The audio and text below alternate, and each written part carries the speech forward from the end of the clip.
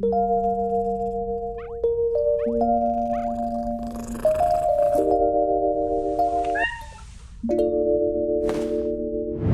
everyone, I hope you're doing well. Today I'll be doing a Caleb's Critique Corner, and it'll be featuring footage from They Love Jai, who is the second place finisher of the Perth Regional from this season. I also qualified for World Championships. I heard that he unfortunately is not able to actually make it to the World Championships, but already qualifying for it from Oceania is still no easy feat by any means, and would hopefully love to see him compete in a future World Championship if possible. But luckily, we get some great footage to review, so let's take a look at this. Also, if you would like to get your own footage critiqued by me for the Critique Corner, feel free to just shoot me a message on X/Twitter at Caleb Peng if you have any two sets of battles you'd like for me to critique. Also, if this is different than the Why Am I Not Climbing series, so if you want to submit footage for that, I will have that link down below as well. That's a little bit different, but that's for those that are struggling to go positive in sets and just kind of stuck in a certain elo range and can't seem to get past it.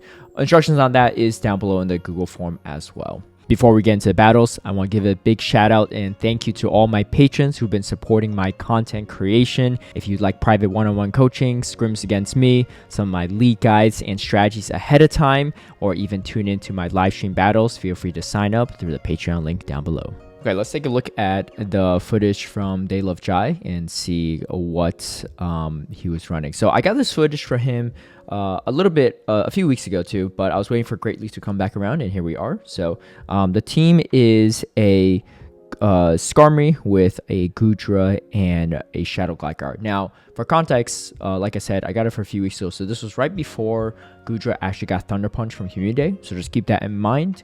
Obviously, for not only Jai's Goodra, but also any opposing one. Overall, though, this team looks pretty solid. A little bit weak to maybe like Bastion and like a Skarmory or Registeel lead, just because Goodra's not the best counter to those things either, especially against Seal. He's going to really struggle there, but has some ABB components, also some ABA components as well.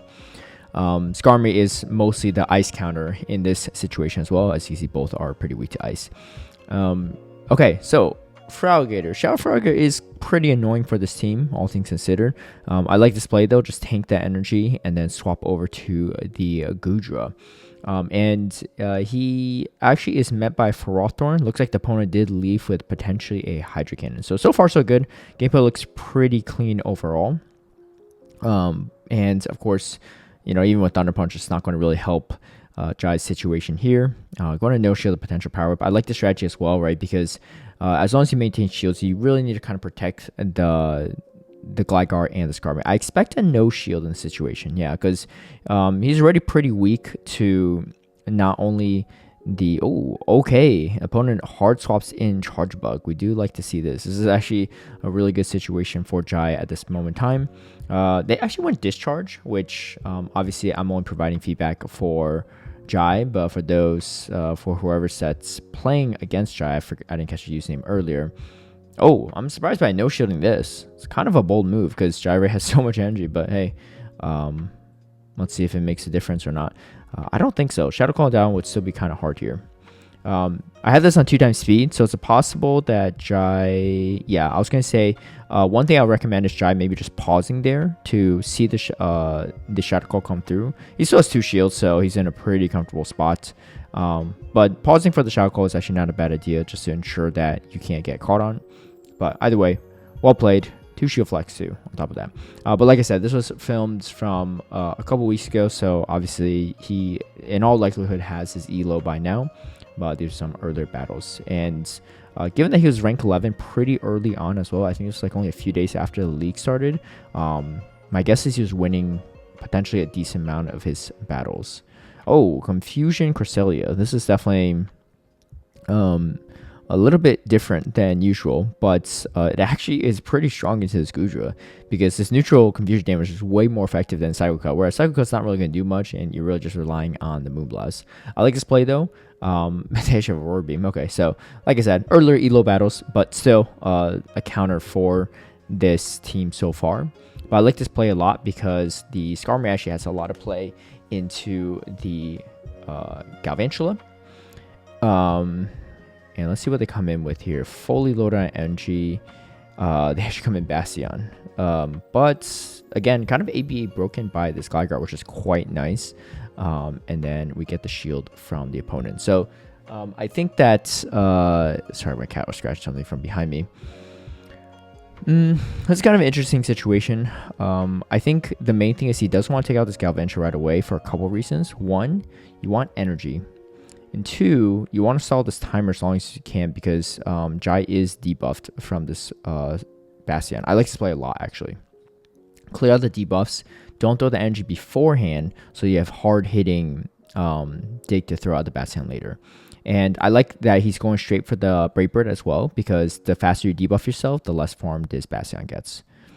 Bastion just throws the Stone Edge right away. Well, they can't have two Stone Edges, so that's going to be a pretty good sign. They went Flamethrower. Interesting. But I think Jai has this. There's no way that the Bastion can have another move right away either. So, well played overall. Tough leads in both those games, actually. And that's the thing, right? Even if you don't have great leads, if you outplay your opponents and kind of manage your energy well, even bad leads can be turned to wins, right? There's definitely some funkier plays from opponents from time to time, and those are the times you could take advantage of. The main thing is, like, you're not going to win every lead, and you might get countered, but when you do lose a lead, what you need to do is make sure that you play as optimally as you can and hope that your opponent makes a mistake. So something I would potentially like to see here, obviously he's going to take this damage, but Skarmory might be pretty useful for later, is after throwing that Sky Attack, or maybe even Brave Birding, because he erased all the Water Pulse, I would actually swap in Gudra.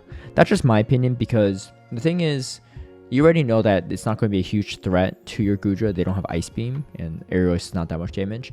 And then, obviously, Water Pulse can be annoying for the Gligar, but you still have shields, and they're closing on an Aerial Ace range for the Shadow Gligar, so at this point in time, it's actually not a bad idea, in my opinion, to just swap over to the Gudra. But takes another Water Pulse and just goes for a Sky Attack. Okay. Maybe just fighting for switch advantage here. I mean, which can still definitely be valuable for sure. Actually, it is quite valuable in this situation, right? It's more so just like if you don't know what's in the back, sometimes it might be good to draw out something like a Alolan Sandslash. Otherwise, Alolan Sandslash just becomes super annoying for you later, right? Luckily, it's not the case.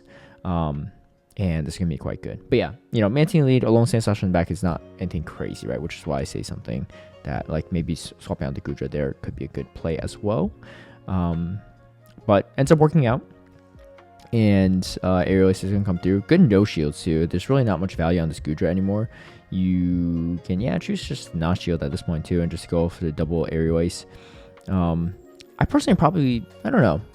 Shielding one might not have been the worst idea just because these Night Slash just really start adding up as well and they don't have to go for the Shadow Ball, but you end up outpacing either way. So maybe it was actually the safer play just to go with it. It's just a little scary if they boosted there, right? Then the counter damage really starts to add up.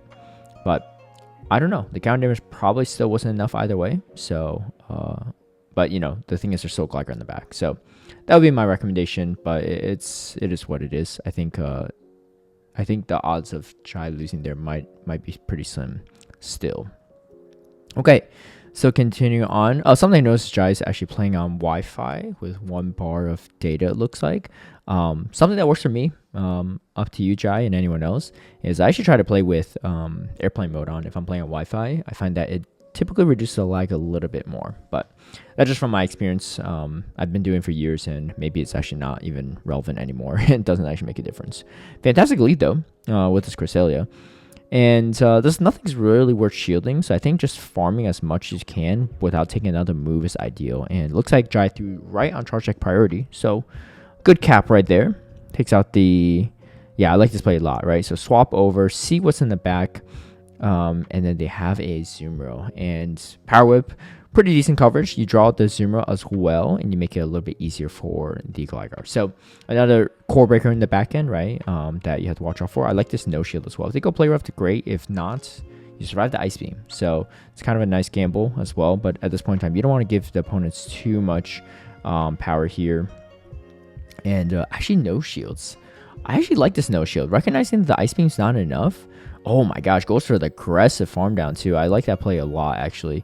And then gets the final shield, and then now you have 2 shields for the Skeldurge, pretty safe shield, right? It's almost likely going to be a bait, but just in case it's not, like there, going to be the right call, right? There's no reason to just like even worry about it, because you get to dig either way, and the Zoomer can't even get to move. So really clean plays. That game in particular, right? I like the pivot out there to draw the potential Zoomer, right? I think like the Mantine game, like if there was a Zoomer back, it gets a little bit weirder. I think that one's probably safer to assume there isn't a Zoomer. Ice type, like a Alolan Sandslash, may be more likely, but a Zoomer with a Mantine in the lead is definitely an unlikely scenario. Okay, Alolan Sandslash. I like this play too. So this is something that you should recognize as maybe a less experienced player. Is in this situation, if you look at his team, right, he is very weak to the Alolan Sandslash in both the Gudra and the Gligar. So why not shield that first move?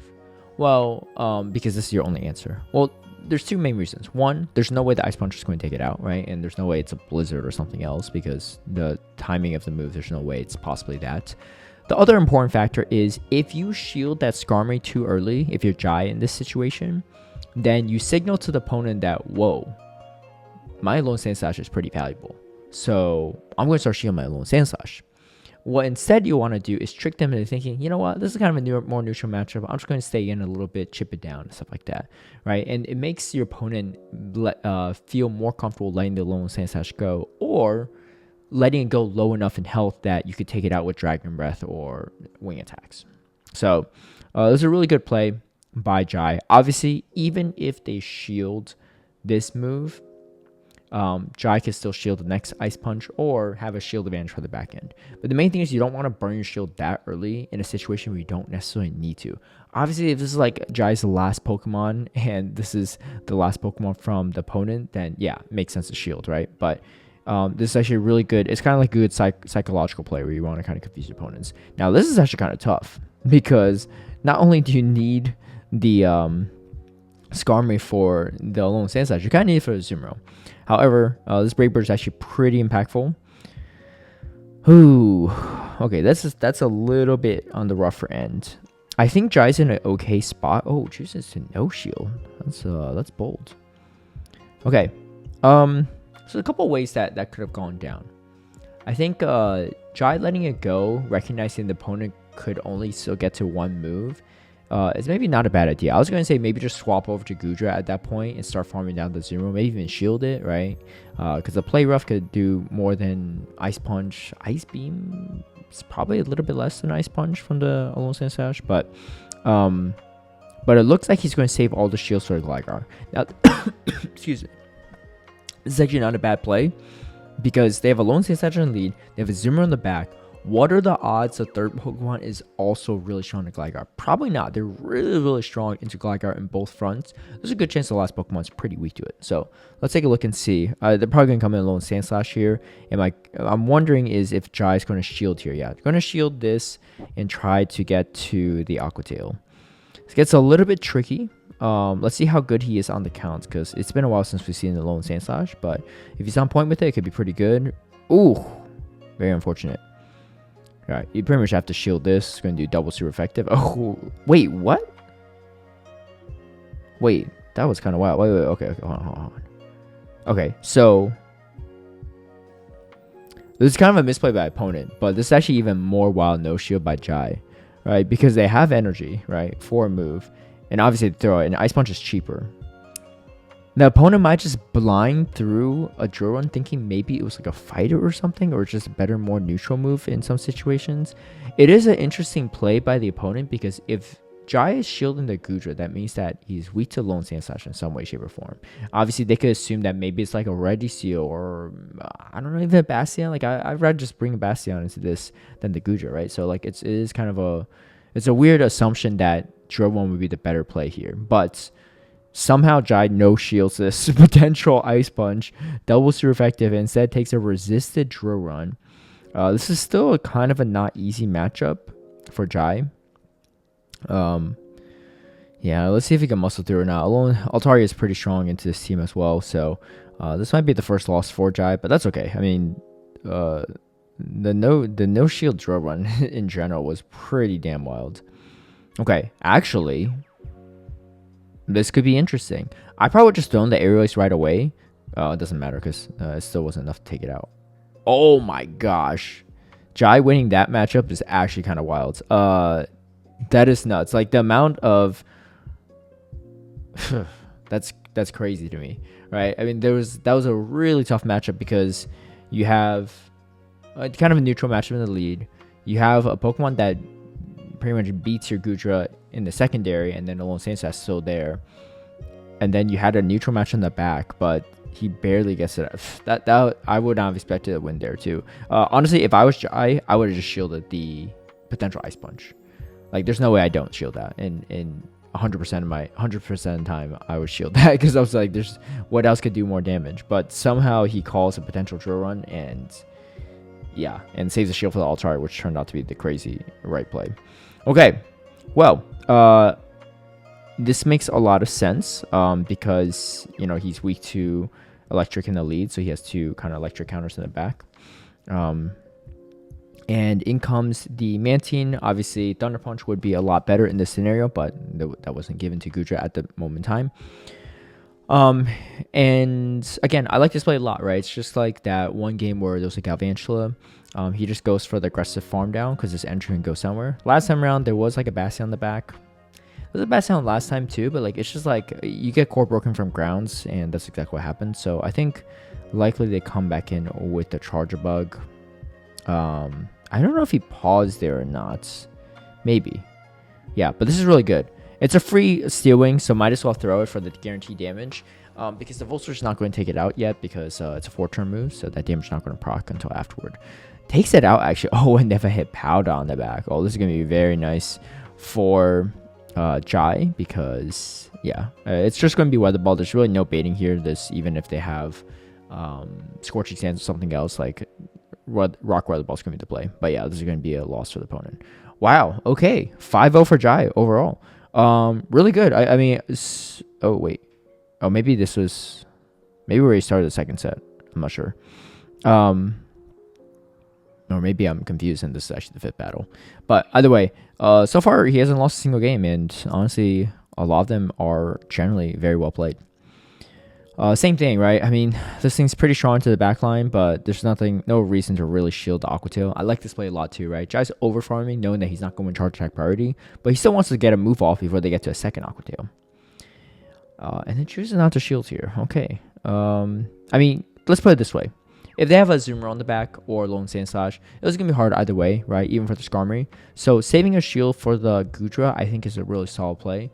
Because realistically, what's in the back really that's going to cause an issue for this team, even if it's a Core Breaker, right? Because the Zoomer still going to take a decent amount of damage from Power Whip, and they're going to come in with it, right? So like Jai's recognizing that, okay, well, my Skarmory did its job, and at the end of the day, whatever they have in the back, if they're going to hard counter me anyway, unless like he shielded the Dragonair and took out Dragonair without taking too much, like any Aqua Tail damage, he wasn't really going to have the Skarmory on the Zoomer or the Alolan Sandslash either way, right? So coming out with extra energy and having a shield advantage seems to be the play he's going for. So one thing I would recommend here, although it's not super common, is I would definitely build up to potential Draco Meteor energy. The opponent only has one shield left, so it's unlikely they'll shield even their Lickitung at this point, but some people might, right? And so I say just build up to it and don't show the Power Whip that early yet. You could throw this Power Whip still, right? But just build up to a potential Draco. Because, even if you throw on Charge Attack priority here, which is good, it's not really going to make a huge difference. Oh, okay, they come in Lantern. Interesting. Yeah, I mean, obviously they don't want Lantern on the Gudra, right? So that makes a lot of sense. But this is where the shield advantage comes in pretty handy for Jai in this situation. Something I noticed that Jai has been going for is a lot of times he doesn't really fight for switch advantage. He just would rather have shield advantage. And that honestly is not a bad strategy, especially when you play a more flexible team, right? So if you look at his team, he's got a Gudra and he has a Gligar. Both have pretty solid coverage in this meta, especially Gligar, right? There's only one thing that walls it off, is just really just Skarmory. In this current meta that you'll probably see. But So I think it's a really solid strategy if you play a more flexible team. Obviously, if you play a more RPS team, fast attack pressure team like a Bastion, Shadowvik, Wigglytuff, that makes a little less sense. But playing with more, focusing on getting more energy and a shield advantage can set you up for a victory even if you don't win switch advantage or have the lead matchup, etc. So I think he's going to play out similar. Yep, he does this way. And I don't know. The opponent is definitely not Ice Beam energy. Yeah. No shields. And then here comes a Trevenant. Going to be interesting for sure. At this point in time, like this, I think makes sense just to get the Power Whip off. If you go, oh, wow. Gets fully farmed down. This gets a little funky. So I'd probably come in here with Gligar just because the fast attack pressure is better than the resist ceiling. But also on top of that, you get to move faster. And yeah, it might be a way to kind of chew through the Feraligatr. But let's see what happens. But the opponent not getting a single move off is honestly like it ends up working out for the opponent more than anything else, because if the Trevenant threw energy, Jai just comes in and farms energy off them. Instead, the opponent was actually able to farm energy off Jai's Goodra. The opponent just quit out there? Weird. I have no idea what they have in the back. Okay. Well, looks like that was maybe battle number 7. Yeah, I think Jai just didn't show himself claiming the reward from the first sets. So we're powering through this, but fantastic gameplay so far. Honestly, very, very few mistakes. This time around swaps over to the Gligar, which is also a pretty solid swap, mainly because Goodra is your hard wall to the Lantern. So swapping over to Goodra it could put you in tougher spots. And Gligar is still a pretty solid safe swap, right? Even if they come in low on Sand Slash, you can still get to the dig, right? And potentially force a shield. If they swap fast enough, they technically will outpace you to the Ice Punch, but some people might not react as fast. Speaking of not reacting fast, they came in with a Dragonite. And so this actually so honestly, credit to the opponent. I don't know. I was going to say credit to the opponent because they're trying to catch a potential dig, but Jai's actually not even at dig energy. So maybe not the best play. Maybe they're off their counts a little bit. But my advice to the opponent in this situation is even if you try to catch on dig energy, it's just not worth it. Like, just swap straight away to Dragonite, because if you don't catch that dig energy and they end up throwing Aerial Ace or they're patient on it, it's just like it puts you in a really tough position. Because now you just straight up give up switch advantage when you had the perfect lead. And looks like what's going to actually happen. I think in this situation, Jai is going to fight for switch advantage, which makes a lot of sense because you don't have really any neutral play into Lantern with Skarmory, and the Lantern doesn't have any neutral play into Goodra. So winning switch here is huge, and still gets to the dig. Yeah, you see, opponents, it's not, oh my gosh, and they throw on Charge Deck priority. Yeah, this one's probably over. Okay, they do have a Talonflame in the back, so this thing does get a little bit interesting. But I think if they have Brave Bird, it gets tough. But they didn't even throw the energy, so I guess it works out, yeah. Well, that's gonna be a good one. But yeah, I mean, I think at that point in time too, you could just shield even potentially the Flame Charge bait because they just won't get to another move in time. So yeah, really well played. Not so well played by the opponent, but it's okay. You know, if you're struggling as well, feel free to shoot me some footage and why am I not climbing, or your own submission to critique corner. Okay, this is a tough one. Interestingly, he swaps over to the Gligar. I don't know I mean, it's not a bad play by any means. I probably would have swapped in the Goodra. Similar reason why he swapped in Gligar in the last matchup into a Lantern is because Gligar is like a better counter to Bastiodon than Goodra is. So in that situation, like swapping to Goodra gives you a potential to align the Gligar with the Bastion. Obviously, they could just stay in Bastion into Goodra, but if you're shielding the Stone Edges, it's actually not that bad. I've beaten actually a decent amount of Bastion with Goodra, or at least stalled the timer enough so that I could potentially come back in with something else. That being said, they come in Golbats. And yes, this is actually not a terrible matchup for Gligar, but the thing is you just can't spend any shields at this point, right? Because this is your only Bastion check. The only other play I can see Jai making here is double shielding the Gligar and then pivoting out and then having the Gligar later for Bastion. That's another potential strategy. But any other reason to spend a shield here, I think would be futile. And yeah, he's going to let it go, which is fine. I don't even know if they're actually even at a Shadow Ball. So, but yeah, there's no reason for them to debate there, in my opinion. But okay, they're shielding. This is big, right?